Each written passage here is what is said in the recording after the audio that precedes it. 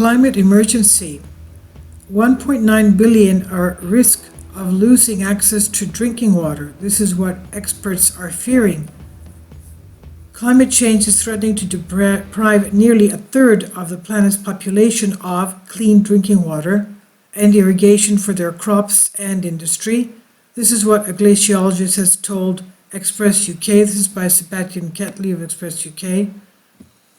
Dire climate warnings.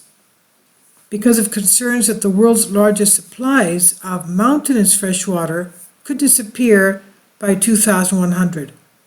As we know, a lot of rivers get their water from the mountains and lakes and rivers.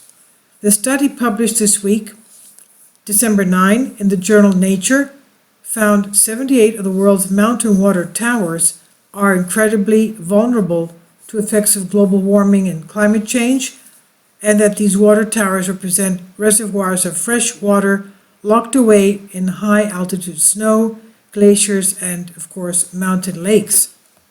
About 1.9 billion people around the world rely on downstream runoffs from mountains for drinking water and crop irrigation. Glaciologists, though, who participated in this international research, believe a lack of political decisiveness from world's ruling elite will condemn these vulnerable communities worldwide to suffering because of the lack of clean water to drink. Dr. Bethan Davis from Royal Holloway, University of London, said that the climate emergency needs to be addressed before it is too late. She said huge numbers of people in India and Southeast Asia, but also people in Europe, are relying on these mountain water towers to support their irrigation, to support their industry, to support their domestic use. The study brought together 32 climate experts from around the world, with the work led by researchers at Utrecht University in the Netherlands.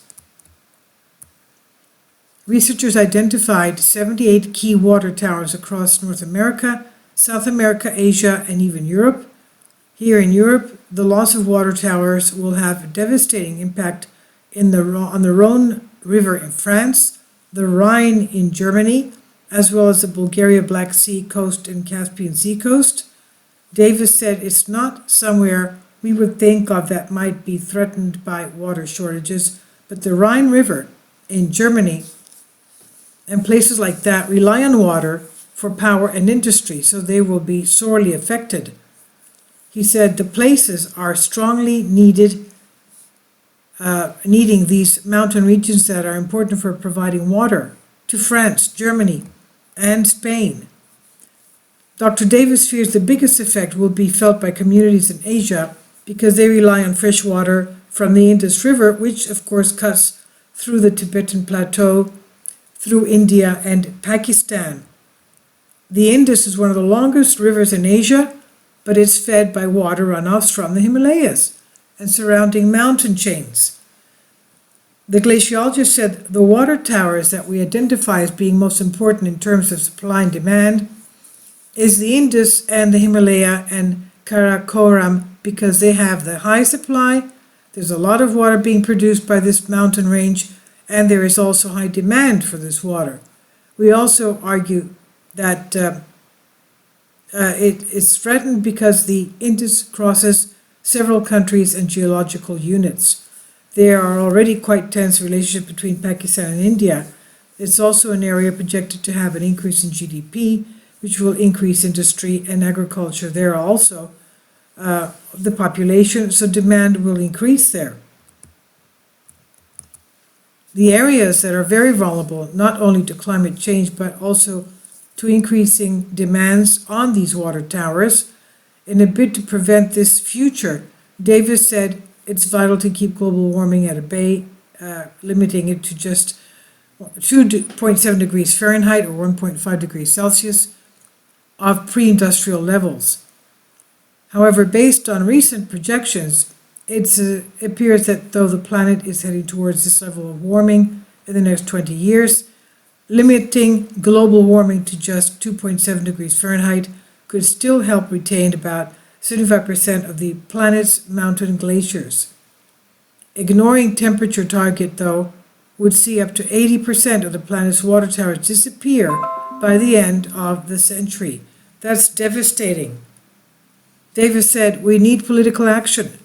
Most of the carbon emissions come from the power industry, for example, so we need to have an investment in renewable energy, investments in cars that need to be electric trains, public transportation so people drive less.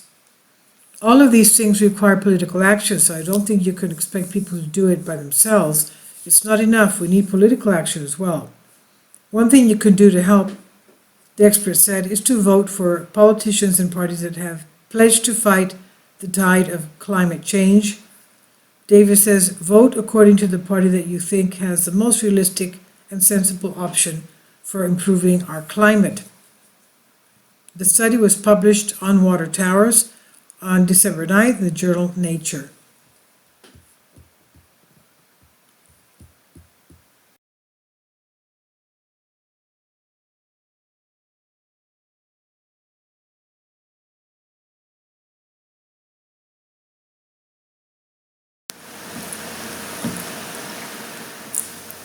If you'd like to join me on my Patreon account, you will hear content not covered by mainstream media.